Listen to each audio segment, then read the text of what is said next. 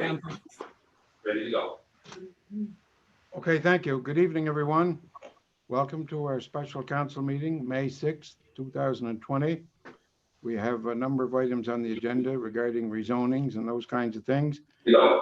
Okay, thank you. Good evening, everyone. Welcome to our special council meeting, May 6th, 2020. We have a number of items on the agenda regarding rezonings and those kinds of things. Go. Are you there, Brian? H? Yes. It just repeated what I said. Am I the wrong channel here or what? Are you there, Brian? Here? Yes, you're good. Go ahead. Okay, so I guess I should start over again. Okay, that's technology here we're trying to work with. Welcome, everybody, to our special council meeting tonight on May 6th, 2020. And we have a number of items on the agenda. I'd like to welcome our viewers on YouTube and Facebook and any members of the media who may be connected in. And we have all of our city councilors present and a number of city staff members. So we'll, at this point, we'll turn it over to the chair, Councillor Brian McFeely, Chair of Planning Board. The floor is yours, sir. I thank you, Your Worship, and just a little preface to tonight's meeting. I think as we kind of move into some new ground here, the City Council for the City of Summerside is hosting a public meeting this evening pursuant to Section 5.10 of the City of Summerside zoning bylaw to address two applications for amendments to our official plan and zoning bylaw. As we call the meeting to order and as we get started, some commentary on the process we are following tonight is warranted. Like everyone else in our community, and indeed our entire province and nation, we have had to adapt to a new normal in light of COVID-19. City Council takes very serious our obligation to provide good local governance, which includes balancing our obligations to ensure continuity of services with the need to protect public health and safety, while also facilitating public participation in matters of interest to community members. To that end, we have adopted our public meeting process this evening in a way that we are satisfied it complies with both the spirit and letter of the law which governs these proceedings in the usual course.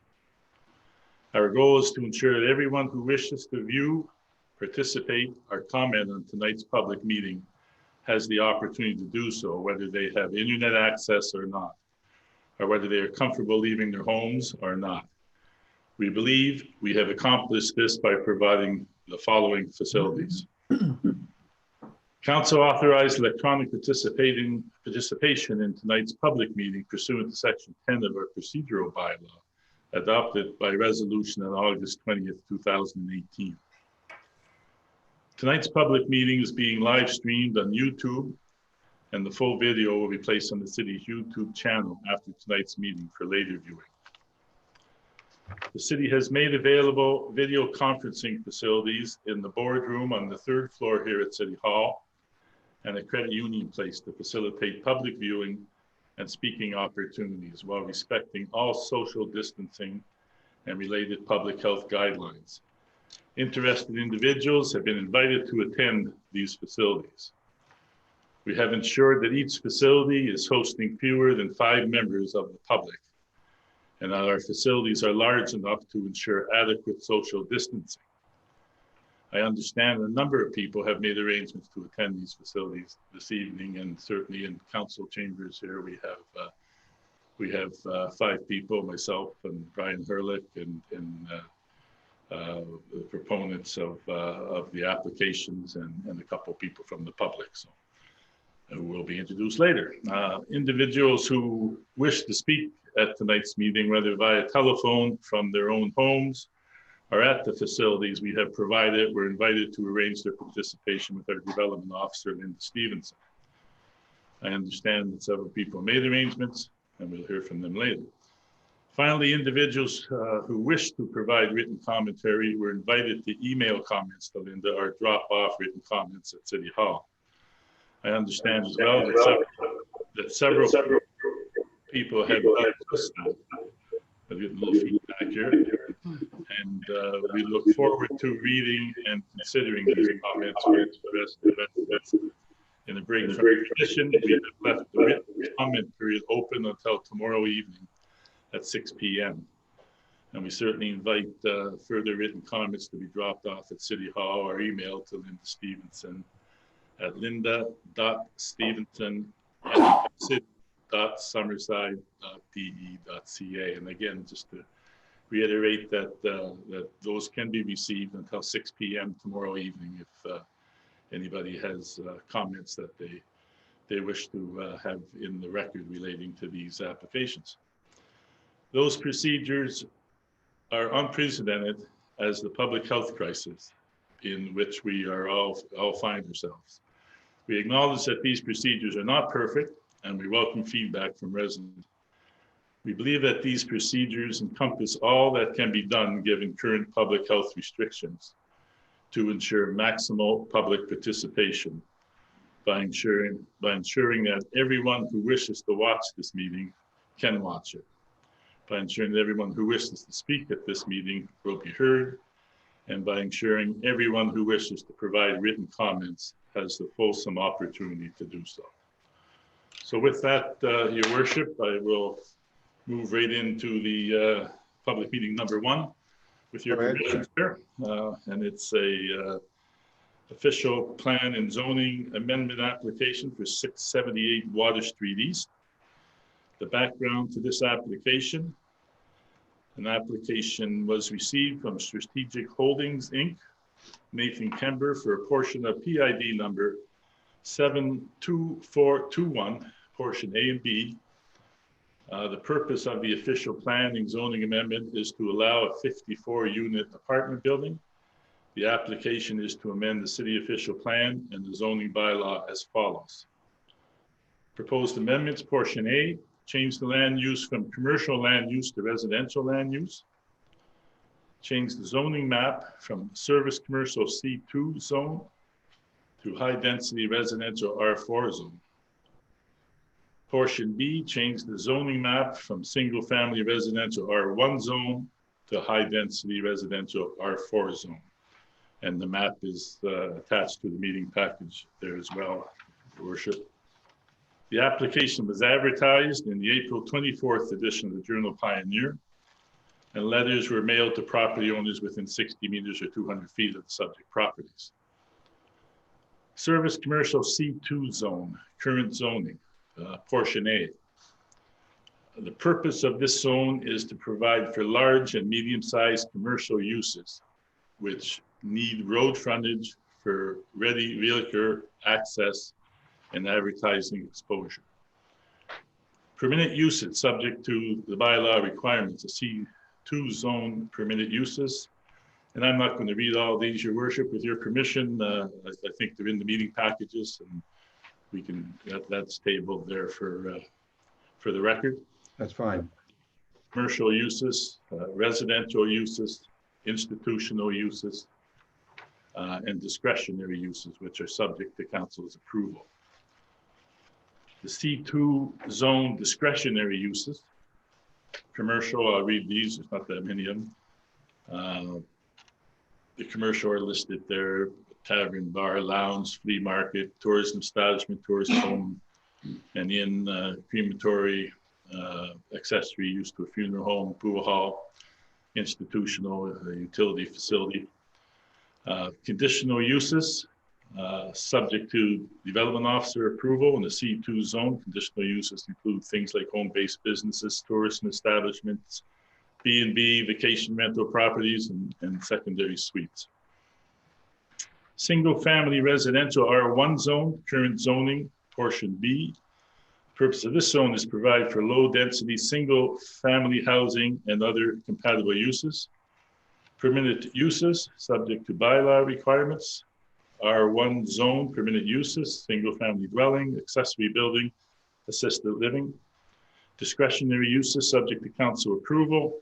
And in R1 zone, discretionary uses include childcare facility, medium level,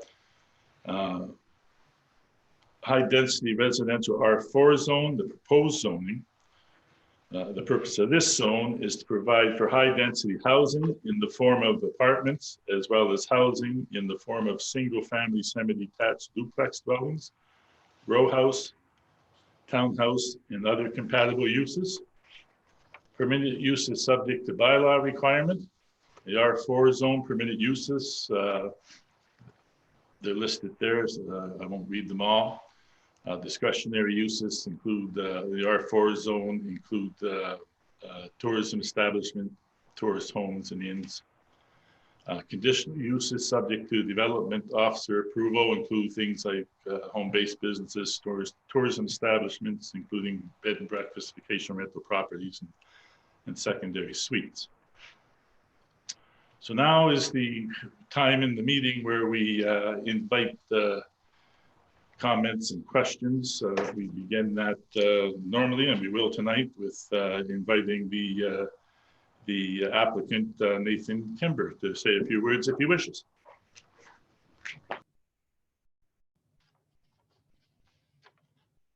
Go ahead, Mr. Kember.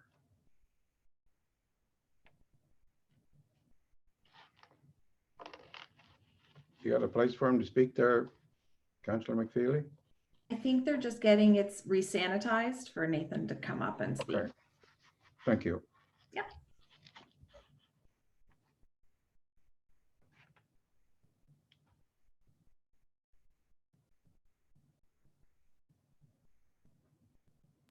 Mr. Kimber, if you would just state your name and address for the record, please. Okay. Thank you. Thank you. Thank you. My name is Nathan Kember, and the address is 674 Water Street East for the business that will be applying for this. Now, the area of rezoning we've been hearing is 678 Water Street East for the subject property. So thank you for explaining the zonings for the C2 and the R1. This is a unique property. It consists of C2 and R1. The story behind the property is the front lots were made for commercial and the back lots were made, or well, basically zoned for single dwelling housing. Now, with the layout of the building, and you'll see it here in a few moments, the purpose of the rezoning for the R1 is the building kind of sits on both, and it mostly sits on the C2 lot. The reason for the R1 part of it to have to be rezoned is the square footage of the building itself has a required green space, and that green space is about 3 acres. So that's why we own the property behind, and the PIN number 72421. And to achieve what we want to do with the building, we have to append a piece of property onto the C2 lot. Now we're asking, to have that C2 lot as well rezoned, and so rezoned to R4 and the R1 to R4, which means, as we've been hearing, high density residential. So in the C2, you could have anything from, grocery store, retail store, restaurants, automotive establishment, motel, fitness center, taxi station, for example. And the R4 is basically a apartment building. There is R4 in the area. There's an R4 right across the street, I believe. There's an apartment building there. There's R4 just behind the houses on Water Street, just down a little bit further. It's also an R4 property in behind. It actually borderlines 72421. So this property that we are rezoning. So the purpose of the bill, and we'll put some drawings on here for you. You have those.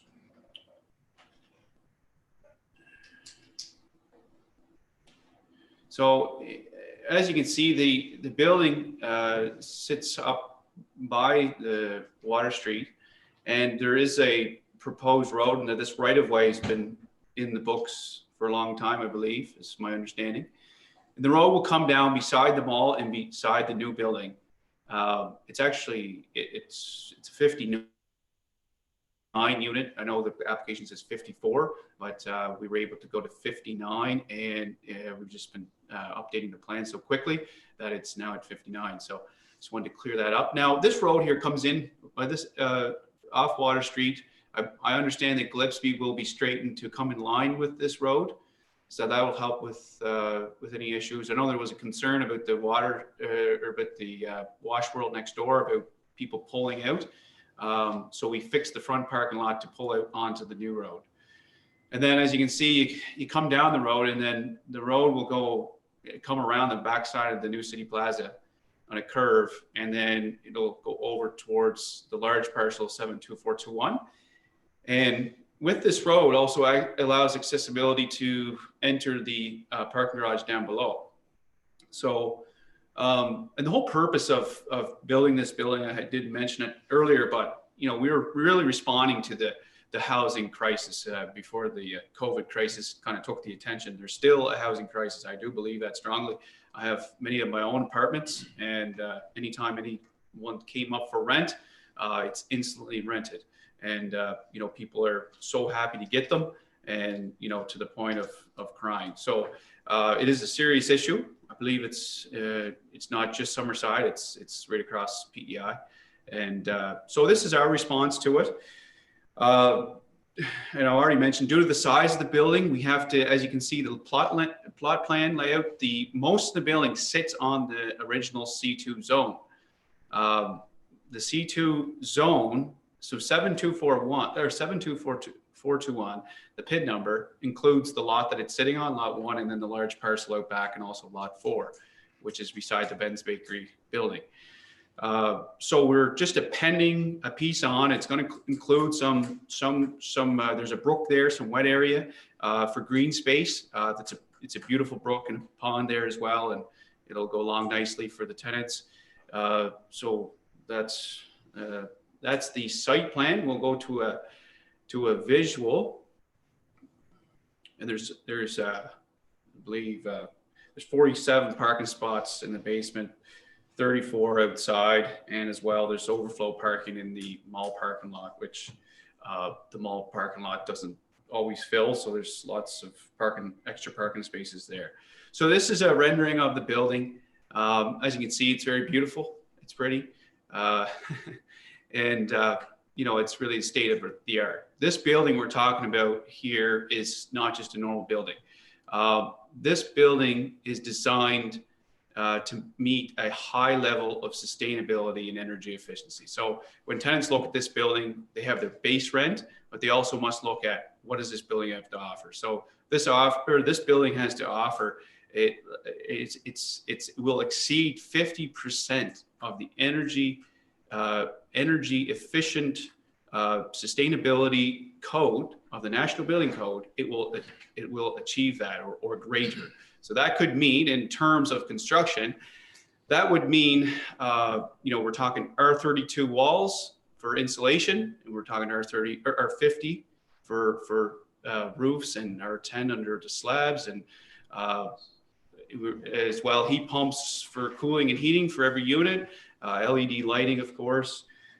There's other things like triple pane windows, high energy efficient windows, doors. So you have your base rent of this building, and then you typically, whenever you're renting, you would pay the heat and lights as the tenant. Well, the heat and lights in this building, as well as solar panels on the roof, it'll be a very cost-effective place to live. So the cost of living, apart from your rent, will be fairly low. And plus you get a garage as well up down beneath. And so that's on the energy efficiency side. This building also is designed to achieve 10% or greater, 10% greater than the accessibility code in the National Building Code for accessibility. So 10% could be about 6 barrier-free units. So those would all be designed for wheelchair. And the building is elevated. It's got wheelchair ramps, and so it's really attractive to seniors. There will be 12 and maybe more. We're still working those fine details out. 12 for now, affordable senior units. Be 15 single room units, 42 bedrooms, and 4 3-bedroom suites. So I think think there's one more drawing, is there? Oh, there's just those two. There was a drawing with the piece of the property on the back, but basically if you look up 72421, there's a large piece, 60 acres out back. This property also goes to the water. So there's beach access. There's going to be walking trails. There's a nice little brook. There'll be walking trails and water access or beach access, as well as, this building also has balconies in every unit. And it also 40 to 50% of these units will be able to will have water view. With this type of building, unfortunately, not everybody gets water view, but so 40 to 50% would be water view. And I believe that with that, I'll open it up for any questions. I don't mind starting if people are okay with that. Yeah, Councillor, I guess the way we can manage the questions, perhaps what we should do is hear from the public first, then open the floor to questions. Okay, sounds good. Okay, and follow the order of the agenda, if that's okay with you, Mr. Yep. We'll move on with the agenda, open it for public comment, and open the floor for questions. Okay, so that being the case. We lost you, Brian. I think he's cleaning again. I think he just has to re-sanitize.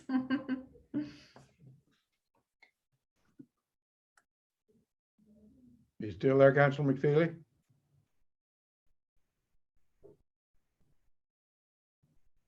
He'll come back on again in a second, Your Worship.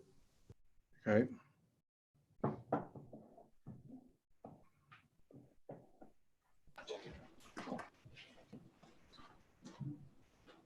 Can you hear me now?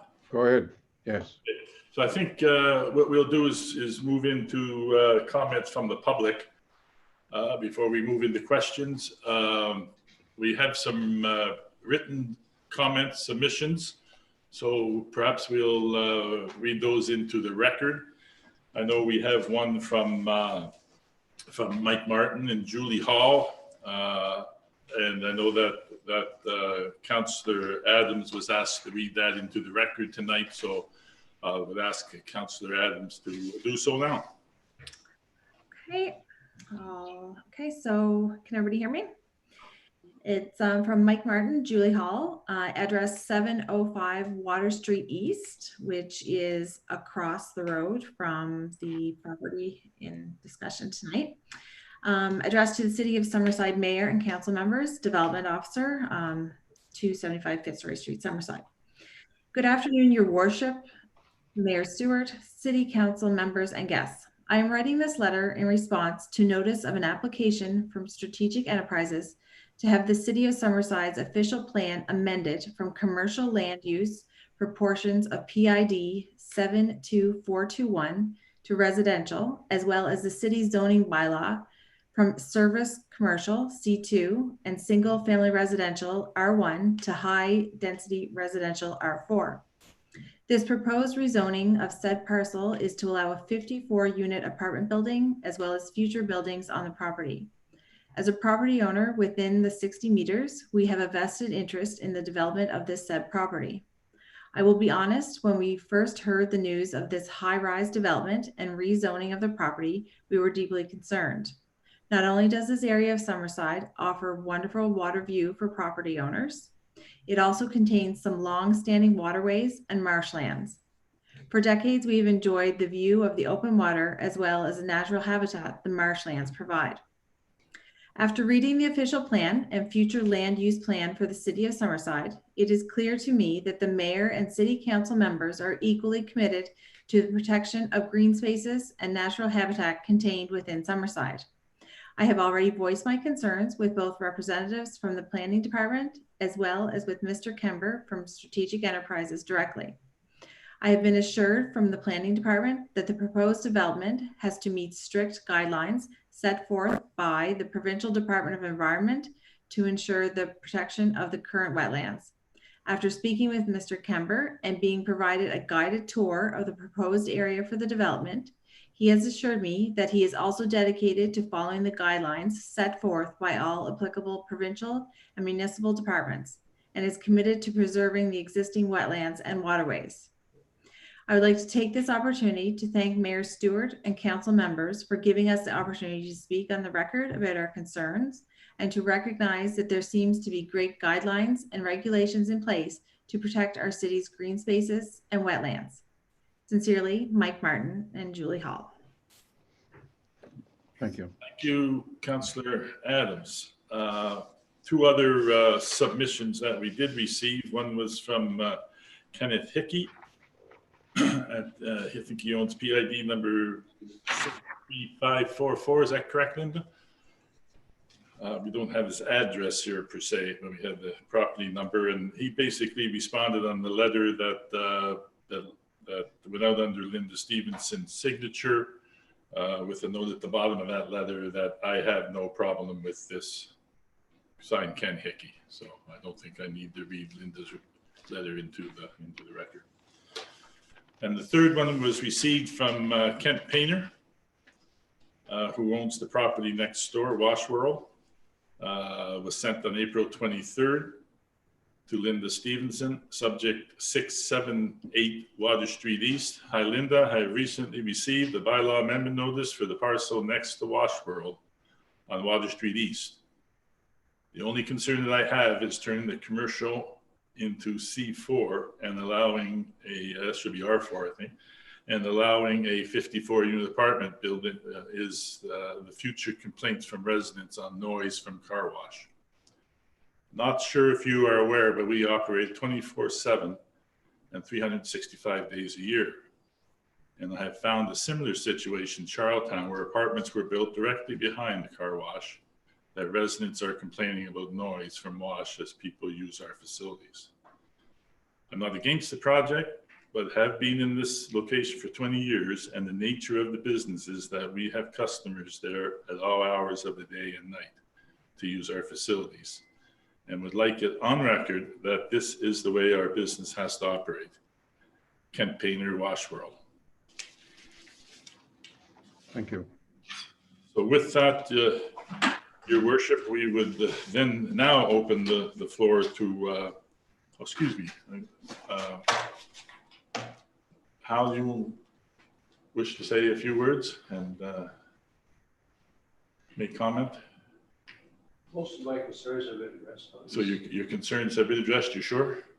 This is the opportunity. No question. Pardon me? Yeah, okay. Is that name? Do you have that name? Councillor? It's Mr. Hal Warner and Deb Warner are here, and their address is 704 Water Street. 704 Water Street. I think Hal was planning on saying a few words, but most of his questions have been answered, and he does have a question. One question, so perhaps we'll go to questions now. Councillor Snow, you're first there, but we'll allow Mr. Warner to ask his question first, if that's okay with you, sir? Fine. Okay.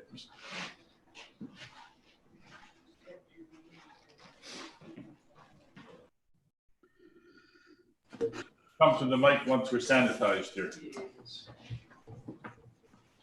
And I will step back.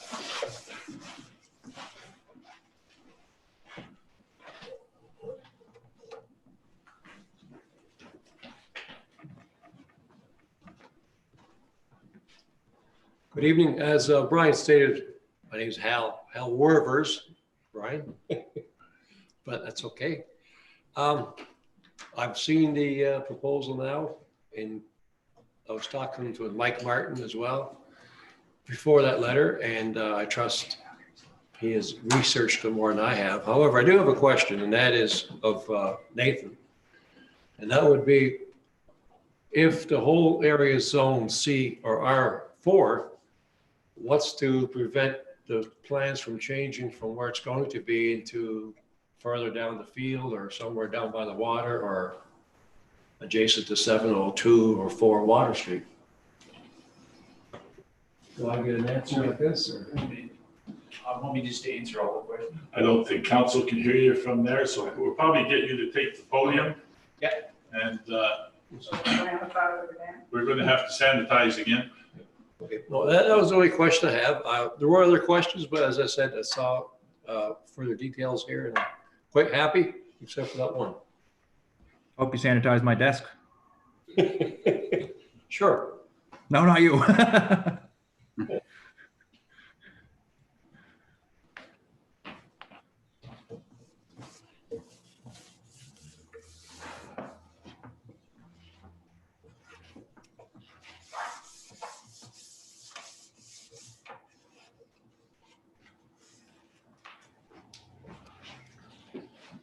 So I don't know if you can hear me or not, but let's get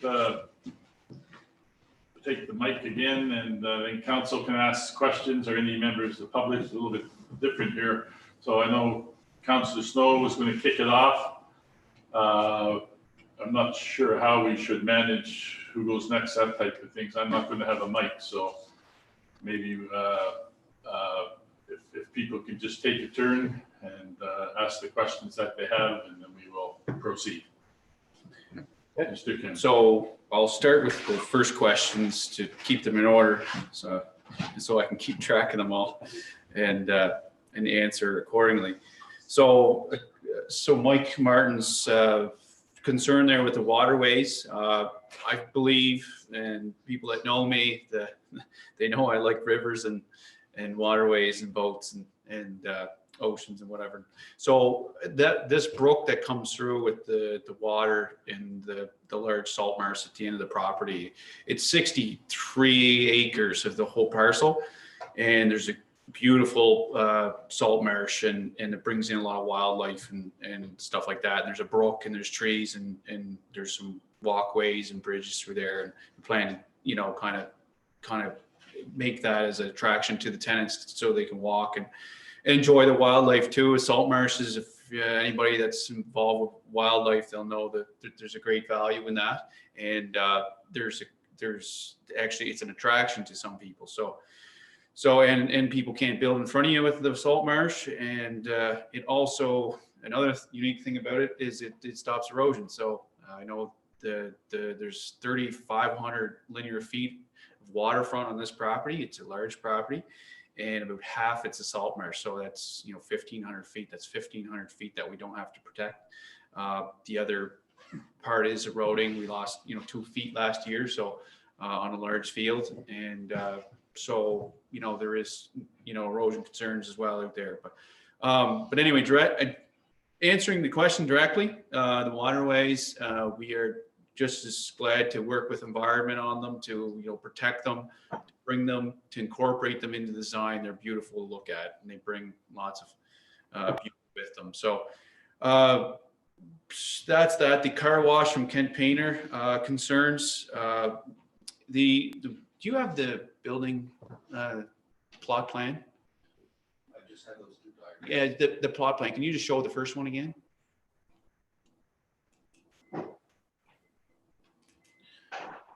The other one. So, and in that one too. So this here, it shows it's a 4-story. It's a 4-story building, but it also sits out of the ground 4 feet. So the foundation sits out of the ground. It'll be covered by siding and whatnot, but that's part of the parking garage. So what we've done, since there's so much road, there's the Water Street, we've backed it off from the road. There's a road that goes down beside it to bring access to the parking garage. What we've done is for the tenants, we've raised the building out of the ground 4 feet, so that when you're standing on 4 feet out of the ground, plus the floor joist system, which is about 2.5 feet or greater in some spots, and then you're standing at, say, a 6-foot person, standing, their ears are then essentially, I think it's right around 12 feet above the road, the street level. So when you're 12 feet above, we hope that you don't see the cars and you don't hear the cars so much. Now with the R32 walls, also the insulation will help with the sound greatly. We backed the building away from the road, and it almost lines up with the car wash. If you look at so lines up with the side of the car wash. We're working with the car wash to incorporate the car wash. Typically, one of these buildings would have a car wash in the basement. Instead of having it in the basement, we're just going to we've talked about the design of the car wash to incorporate it. He said, Ken Painter said it was due for a makeover. So we thought we would maybe match the building. And there'll be also large trees come down the side that will block the sound from there. There's, the car wash is something that would be in the basement anyway. I don't see a concern there.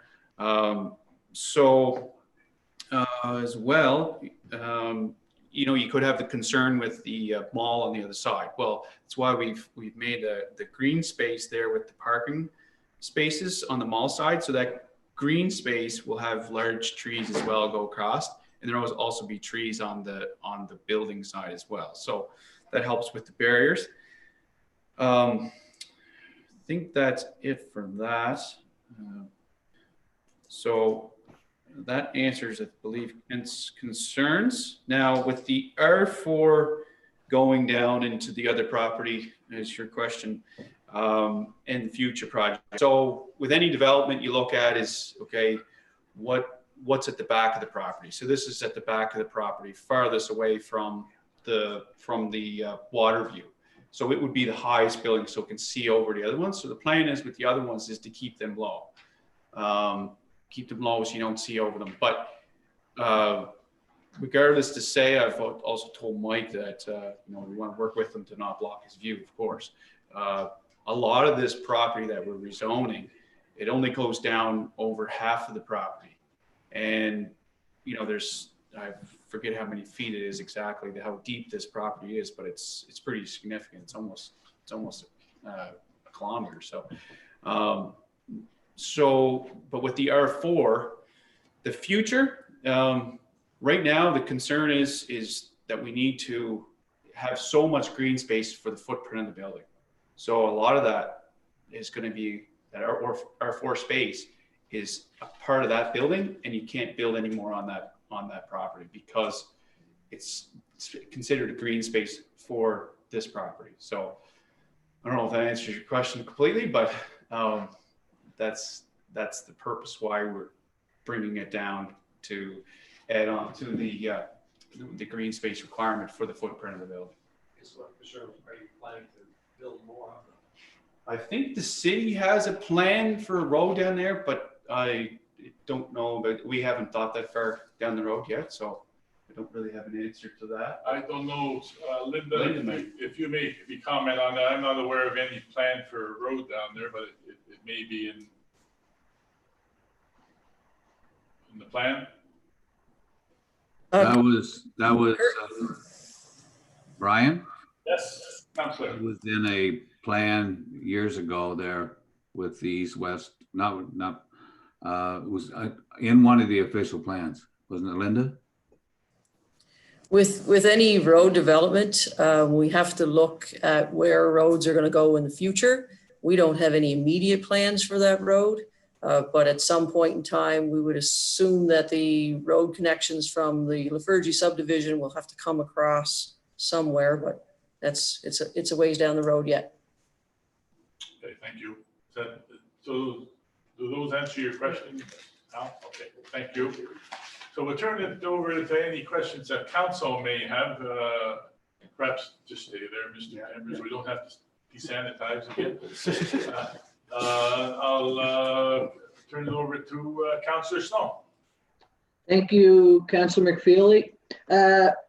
Nathan, I just want to start by thanking you for bringing this forward. At first glance, it looks very promising, and the design of the building looks beautiful, like you said. My question I had when I wanted to ask was regarding Kent Painter and how you've seen that sort of working out.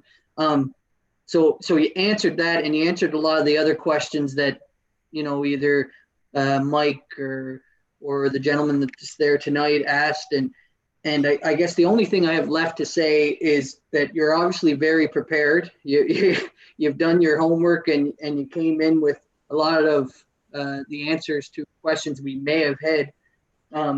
It's very promising to see how energy efficient it's going to be, and the accessibility, and thinking of affordable housing as well. So it checks a lot of the boxes, and I just really want to, I guess, thank you for bringing it forward, and we'll see where it goes from here. But it's always nice to see people come in prepared and willing to invest in our city. And so just thank you. Thank you. Any other councillors? I can't see you, so you can just put your hand up. Councillor McFeely, I got a couple of short ones. Okay, It's Basil. Just asking Mr. Kember, do you have the architectural drawings complete on the building at this point? And if it's approved by council, when are you planning to start construction? So to answer your question, the drawings are about 85%. There's just a few tweaks that we want to make. And of course, from this meeting, the floor plans, everything are done. I actually sent them to Linda, but I asked her not to show them tonight, if that's okay, because the understanding of this meeting is just the rezoning. When do we plan to build? We talked to the mortgage group as well, and we wanted to start June 1st, but we're not sure if we're going to be able to start that soon. It depends really on this meeting and how quick we can get the rezoning. But of course, with any contractor or contracting company, for the contractor that's going to build this building, his concern or their concern would be the additional heating cost and stuff, that if we don't start sooner, we're going to be through the winter in miserable construction weather. So to get it closed in, get it closed in is our priority number one right now. So thank you. so I have Councillor Adams, McDougall, and Campbell, I think, had their hands up, and I see Councillor Ramsey. So we'll go with Councillor Adams first. Just that'll be really quick, and thank you, Nathan, for the presentation. From what we can see on the maps, it looks like your area might be in Ward 7 and 8, so that's Councillor McFeely and myself. I believe Hans and Debbie are both there, and Hans had the question, as long as they're feeling that their questions are answered, and you had the walkthrough with Mr. Martin for himself and Julie, and Ken and Kent were good. I really appreciate that you took time to walk through with Mr. Martin too. That was very important to him, and I just really appreciate that you will work with them as this goes on. If anything should happen to arise that they have questions about, that would be great if we could just keep those lines of communication open. And we all know we are in a city, but it's just a little different when you are used to having lots of green space around you. But I think if we all work together, I think it'll be a great thing to get some more accommodations for sure. Thank you. Thank you. Councillor McDougall.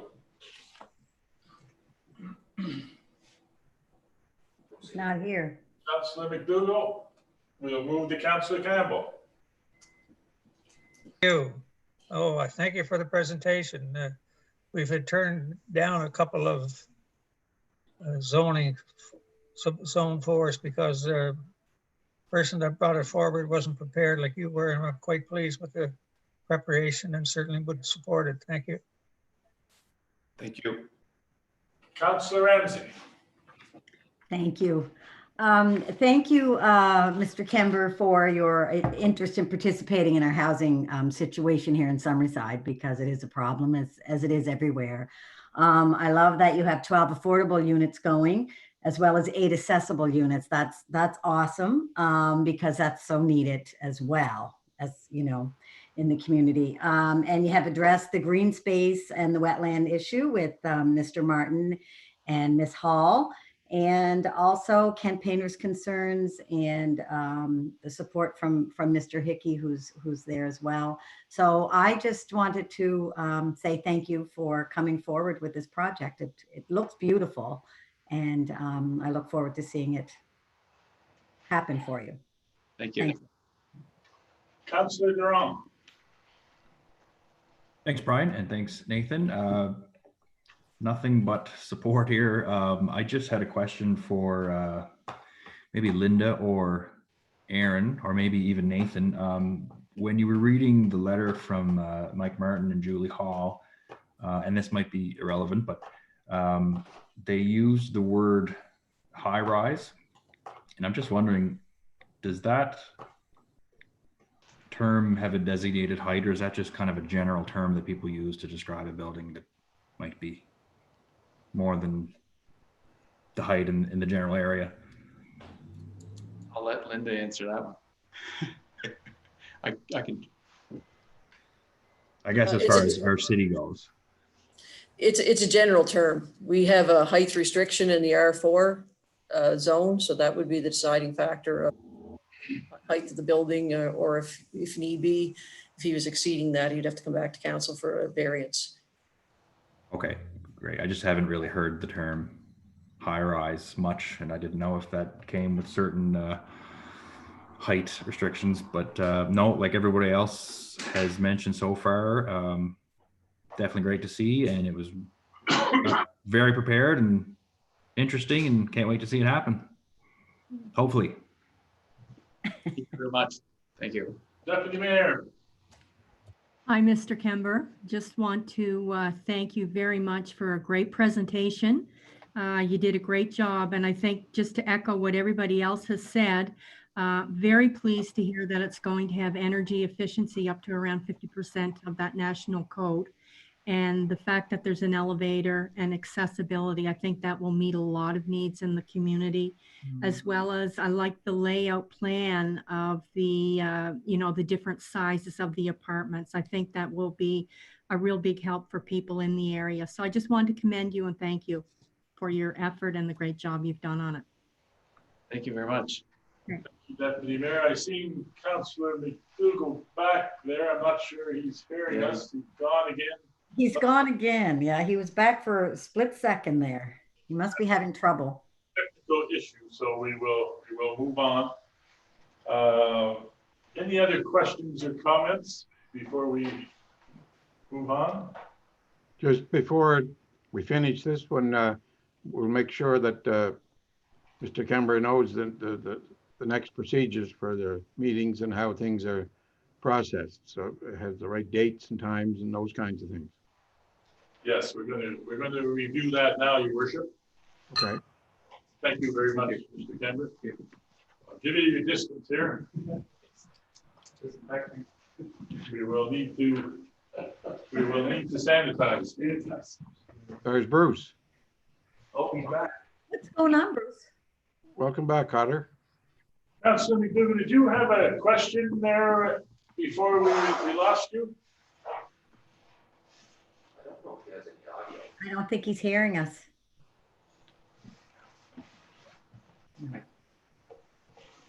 Ask it on.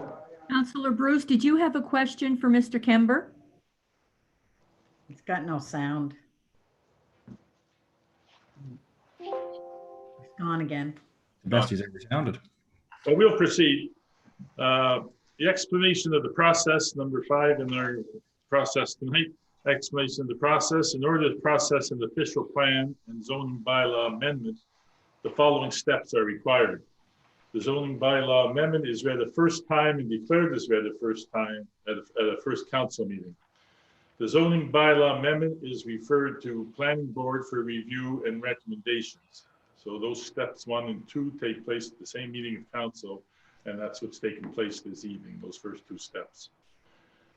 The planning board reviews the application and prepares a recommendation to council. That planning board meeting will take place on Monday, May 11th, and I understand, Councillor Rams, you are available at noon now? I am, yes. So that meeting will be at 12 noon. Other members of the planning board, Councillor Adams and Your Worship, 12 noon work for you folks? So 12 noon on Monday, May 11th will be the planning board meeting. The zoning bylaw amendment is read a second time and declared as read at a second council meeting. The official plan amendment is read to be adopted by council. The resolution will be either carried or defeated by vote of council. If the official plan amendment is adopted by council, it is sent to the Minister of Agriculture and Land for signature, and the amendment becomes official. If the official plan amendment is defeated, the zoning bylaw amendment will be defeated as well, as the zoning amendment cannot contradict the official plan amendment. The zoning bylaw amendment is read to be adopted by council.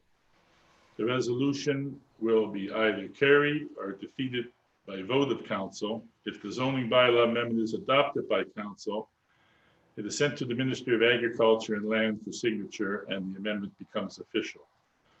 So steps 3 to 6 take place at council's second meeting, and that will happen at the regular monthly meeting of council, which is Monday, The 19th.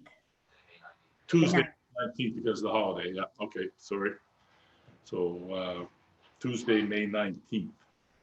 Please note that in accordance with section 5.21 of the city zoning bylaw, any person who is dissatisfied by a decision of council in respect to the administration of this bylaw may appeal council's decision within 21 days to the Island Regulatory and Appeals Commission, IRAC. So with that, your worship, we have a number of amendments, or excuse me, resolutions. I think Councilor McFeely, Bruce is back on, maybe. Can you hear us, Bruce? Can you hear us, Councilor McDougall? No, he can't. He still can't hear. Your worship, I was just speaking with Councillor McDougall, and he didn't have any questions. His only comment was he just wanted to make sure that the concerns of the Wash World operator were addressed by Mr. Kember, which they were. Yeah, thank you. Bruce did send me a text that he had to step out for a few minutes and he would be back. So I'm not sure if he's back now or not, but I see him peeking around the corner there. Yeah, he's back. Yeah. Part of them. All right. Are you hooked up now, Bruce? I see you got the earphones in. No. Go ahead, Councillor McFeely. Well, we'll move forward with the resolutions, your worship, with your permission. Go ahead. Resolution COS 20-038, May 6, 2020, moved by Councillor Ramsey. Whereas an application was received from Strategic Holdings, Nathan Kember, for a zoning amendment for a portion of PID number 72421, portion A, from service commercial C2 zone to high density residential R4 zone under the City of Summerside zoning bylaw. Be it resolved that zoning amendment 054A be hereby declared as read the first time. And I'll read the Schedule B, which is attached, your worship, into the record. Zoning amendment 054A, a bylaw to amend the City of Summerside zoning bylaw. The Council of the City of Summerside, under authority vested in it by Section 18, Section 19 of the Planning Act, RSPEI 1988, Cap P-8, hereby enacts as follows. The zoning for a portion of PID number 72421, shown on Schedule B of the City of Summerside zoning bylaw, portion A is designated as high density residential R4 zone, hereby excluding it from its former designation of service commercial C2 zone. And the map is attached in your worship. Okay, it's been moved by Councillor McFeely and seconded by Councillor Ramsey. Any questions on the resolution? Is that resolution for all of council or just the planning board, your worship? This is for all of council, your worship. Okay. Go ahead. All in favor? Aye. Aye. Contrary, nay? Unanimous. Thank you. You still have the floor, Councillor McFeely. Resolution COS 20-039, May 6, 2020, moved by Councillor McFeely, seconded by Councillor Adams. Whereas an application was received from Strategic Holding Inc., Nathan Kember, for zoning amendment for a portion of PID number 72421, portion A, from service commercial C2 zone to high density residential R4 zone under the City of Summerside zoning bylaw. And whereas zoning bylaw amendment 054A, a bylaw to amend the City of Summerside zoning bylaw, was read and declared as read at first time at this council meeting. Be it resolved that zoning bylaw amendment 054A, a bylaw to amend the City of Summerside zoning bylaw, be hereby referred back to Planning Board for review and recommendation. Moved by Councillor McFeely, seconded by Councillor Adams. Any questions on the resolution? All in favor? Say aye. Aye. Aye. Contrary, nay? Motion carried unanimously. Thank you. Moving on, your worship, resolution COS 20-040, May 6, 2020, moved by Councillor McFeely, seconded by Councillor Ramsey. Whereas an application was received from Strategic Holdings, Nathan Kember, for a zoning amendment for portion of PID number 72421, portion B, from single-family residential R1 zone to high-density residential R4 zone under the City of Summerside zoning bylaw. Be resolved that zoning amendment 054B be hereby declared as read at first time. And Schedule B is attached. I'll read that into the record. Zoning amendment 054B, a bylaw to amend the City of Summerside zoning bylaw. The Council of the City of Summerside, under authority vested in it by Section 18, Section 19, the Planning Act, RSPEI 1988, Cap P-8, hereby enacts as follows. The zoning for a portion of PID number 72421 shown on Schedule B of the City of Summerside zoning bylaw. Portion A is designated as high density residential R4 zone, hereby excluding it from its former designation of single family residential R1 zone, and the map is included or the schedule as well, your worship. Okay, moved by Councillor McFeely and seconded by Councillor Ramsey. Any questions on the resolution? All in favor, say aye. Aye. Raise your hand. Contrary, nay. Motion carried unanimously. So I believe that's all for that one, Councillor McFeely. And one more resolution, your worship, for the public meeting number 1 here. Right, there is, sorry, one more, yes. Problem. Resolution COS 20-041, May 6, 2020, moved by Councillor McFeely, seconded by Councillor Adams. Whereas an application was received from Strategic Holding Inc., Nathan Kember, for zoning amendment for a portion of PID number 72421, portion B, from single family residential R1 zone to high density residential R4 zone under the City of Summerside zoning bylaw. And whereas zoning bylaw amendment 054B, a bylaw to amend the City of Summerside zoning bylaw, was read and declared as read the first time at this council meeting. Be it resolved that zoning bylaw amendment 054B, a bylaw to amend the City of Summerside zoning bylaw, be hereby referred back to Planning Board for review and recommendation. Moved by Councillor McFeely, seconded by Councillor Adams. Any questions? All in favor, say aye, or wave your hand. Aye. Contrary, nay. Motion carried unanimously. And that concludes public meeting number 1, your worship. So I think we need to maybe perhaps clear the room and bring in the proponents for meeting number 2. So that'll take a couple minutes. Yeah, just before you do that, Councillor McFeely, make sure Mr. Kember understands the procedure for the next meetings and the times and dates. That certainly will. And again, I want to echo what the rest of council has said, Mr. Kember, but we certainly appreciate the investment in the city and the confidence that it had in the city moving forward. So thank you very, very much. While they're still there, Councillor McFeely, I see Councillor McDougall is back. Are you copying this now, Bruce? We didn't hear you a while ago. Can you hear us, Councillor? You're muted there, Bruce. Can you hear us, Bruce? Yeah. Just I can hear you now. Just want to make sure you didn't have any questions there before Mr. Kemper departs. He's halfway out the door. No, I didn't have any questions. It was around, my questions were around the Kent Painter car wash. And I think Mr. Kember has answered all the questions. So I know that was a concern for me, but I believe everything has been answered. So I just want to wish him all the best of luck in his building. Great. Thank you very much. Thank you.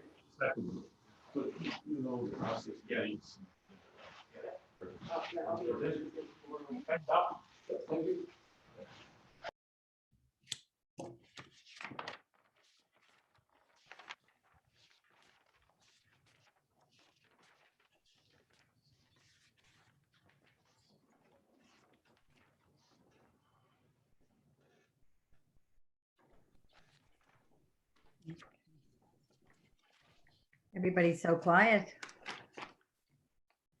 Yeah, I guess they're just preparing for the portion 2 of the meeting. Yeah. Leroy, I guess, eh? Mr. Leroy Gamble. And He's probably there. Is he there or is he at Credit Union Place or someone said he was going to try and make it. So I hope he's there. He's watching. I think he was waiting in the other room and then they were switching them out. Oh, is that right? Yeah. Yeah. Brian McFeely, is Leroy and his wife, were they able to make it to the meeting tonight? Yeah, they just arrived in the room here. They're just behind me. Awesome. Okay. You may see them at the back table there if you can see on We'll the. wave to them. Hi, Leroy. Hi, Mr. and Mrs.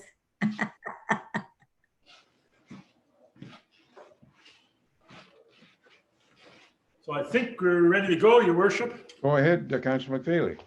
Okay, so we will welcome the Gambles that just joined us. So we welcome them to the meeting and we'll proceed with public meeting number 2. And it's a official planning zoning amendment application for 9 South Drive. The background, an application was received from Leroy Gamble and Karen Churchill Gamble for a portion of PID number 67751. The purpose of the official plan and zoning amendment is to allow a semi-detached dwelling. The application is to amend the city official plan and the zoning bylaw as follows. Proposed amendments: change the land use from commercial land use to residential land use, and change the zoning map from service commercial C2 zone to low density mixed residential R2 zone. And the subject property is defined on the map in the document, Your Worship. The application was advertised in the April 23rd edition of the Journal Pioneer, and letters were mailed to property owners within 60 meters or 200 feet of the subject property. Service commercial C2 zone, the current zoning. The purpose of this zone is to provide for large and medium-sized commercial uses which need road frontage for ready vehicular access and advertising exposure. Permitted uses subject to bylaw requirements. C2 commercial zone permitted uses. As in the first meeting, Your Worship, I'm not going to read all those. There's almost, I don't think there's anything that's not included in there. There's the commercial permitted uses, residential, institutional, and the discretion uses subject to council approval. So we'll just table those as part of the document. I think everybody's received those and seen those. Only one thing, Brian, it says the April 23rd Journal. I wasn't getting the Journal on the 23rd. Maybe it was the Guardian, I think. It was probably the Guardian at that point. Yeah. The combination of the Journal and the Guardian. So yeah, I think so. It's the Guardian. That's a good point, Councillor. So we'll move on to the C2 zone discretionary uses. They're listed there for commercial and institutional, and the conditional use is subject to the developmental approval for the C2 zone conditional uses. And we'll move on to the low density mixed residential R2 zone proposed zone. 16.1, the purpose of this zone is to provide for low density housing in the form of single family, semi-detached and duplex dwellings and other compatible uses. Permitted uses, 16.2, subject to bylaw requirement, and I'll read these, R2 zone permitted uses: single family dwelling, duplex dwelling, assisted living, semi-detached dwelling, accessory buildings. Discretionary uses, which are subject to council approval. R2 zone discretionary uses include childcare facilities, medium-sized boarding houses, social service agency, tourism establishments such as B&B that also require conditional use approval. Conditional use is subject to a developmental officer approval, and the R2 zone conditional uses would be home-based businesses, secondary suites, tourism establishment, such as vacation rental properties. So now is the point in the meeting that we would invite the applicant to make comment. I understand that Karen Churchill Gamble will be making comments on behalf of the applicant. but we need to desanitize before you do. So we would welcome Ms. Gamble to the podium.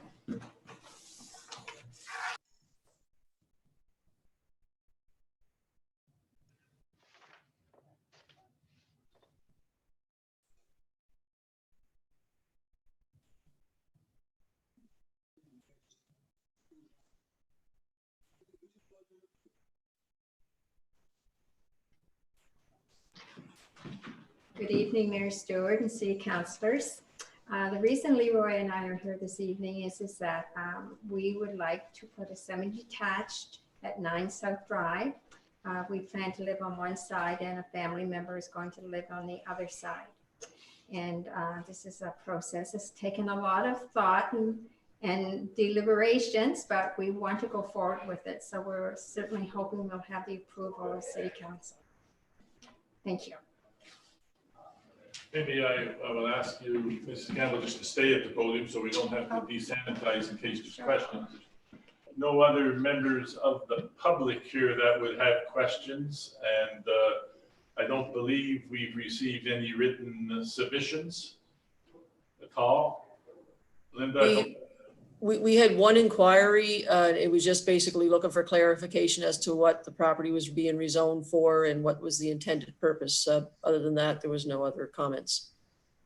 Okay, so we will open the floor then to council for questions. I see Councillor Ramsey and Durand have their hands up, so we'll begin in that order. Councillor Ramsey.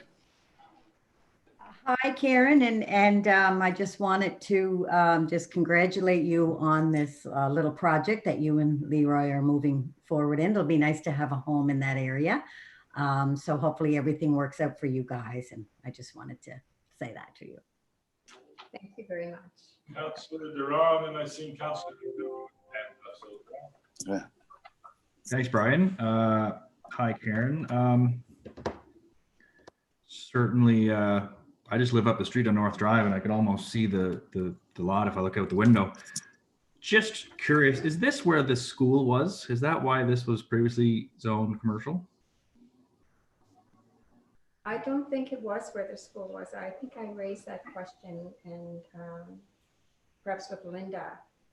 And I don't believe there was a school there. Okay. Yeah, I think part of it was where the old Holland College was, part of it. That was, some of it was broke off from the Habitat for Humanity. But the bulk of that was vacant before.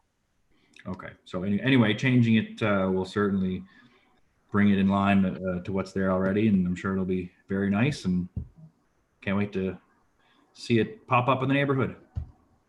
Thank you. And Councillor McDougall, you had a question? No, I just wanted to say to Karen and Leroy that I look forward to seeing that new home on that lot up there. Karen and Leroy have been residents of Ward 1 for a number of years and moved down the road a little bit, but didn't move out of Ward 1. So I really appreciated that. And now they're coming back up. So no, I have no questions. I just want to say hopefully everything goes well. I haven't heard a complaint or got no phone calls or anything on it. So I fully support it. Thank you, Bruce. Okay. Any other questions from council? Just hello to Leroy. Okay, well, thank you very, very much. And I guess I would just add and echo what other councillors have said, that we appreciate the investment in the community and wish you every success with your build. Thank you. Thank you. So we'll move on with the explanation of the process.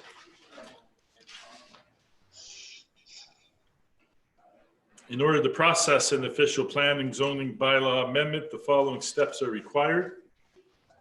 The zoning bylaw amendment is read the first time and declared as read at a first council meeting. 2, the zoning bylaw amendment is referred to planning board for review and recommendation. Steps 1 and 2 will take place at the same meeting of the council. and took place this evening. Planning board reviews the application and prepares a recommendation to council, and that will happen on Monday at noon. Monday coming. The zoning bylaw amendment is read a second time and declared as read at the second council meeting. That's the fourth step. The fifth step, the official plan amendment is read to be adopted by council. The resolution will be either carried or defeated by vote of council. If the official plan amendment is adopted by council, it is sent to the Minister of Agriculture and Land for signature, and the amendment becomes official. If the official plan amendment is defeated, the zoning bylaw amendment will be defeated as well, as the zoning amendment cannot contradict the official plan amendment. The zoning bylaw amendment, step 6, the zoning bylaw amendment is read to be adopted by council. The resolution will be either carried or defeated by vote of council. If the zoning bylaw amendment is adopted by council, it is sent to the Minister of Agriculture and Land for signature, and the amendment becomes official.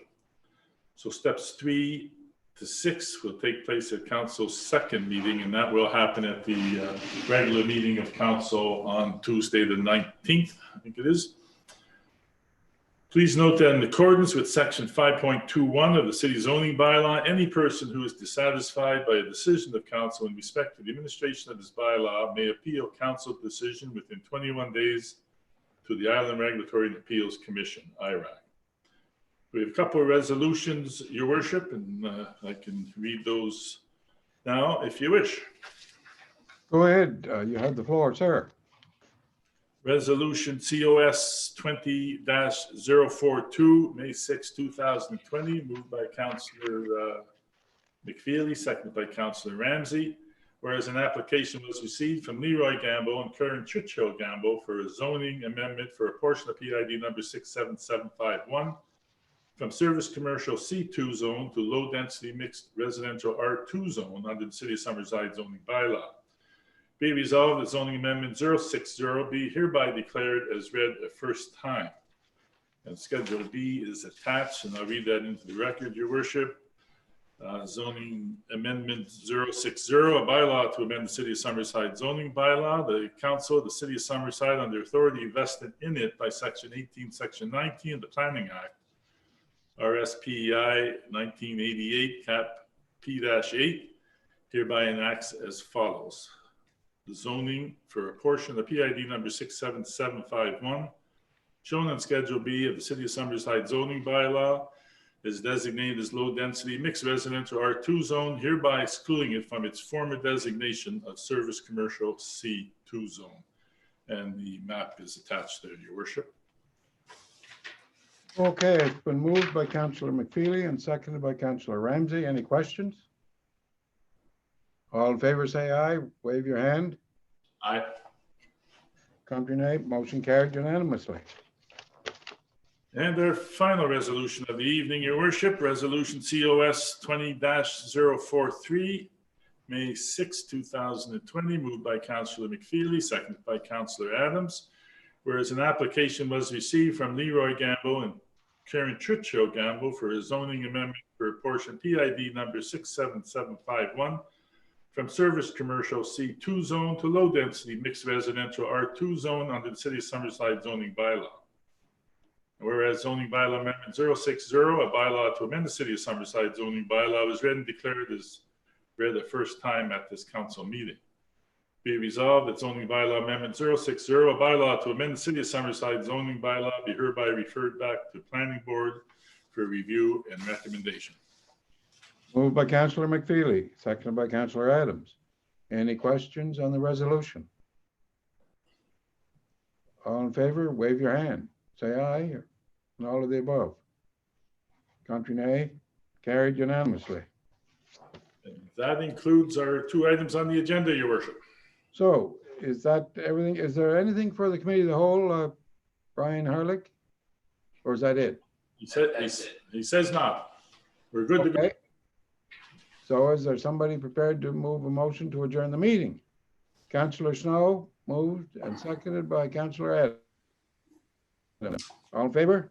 Contrary nay, carried. Thank you very much. And we will see you all tomorrow someplace. Have a good night. Thank you. Thank you. Bye.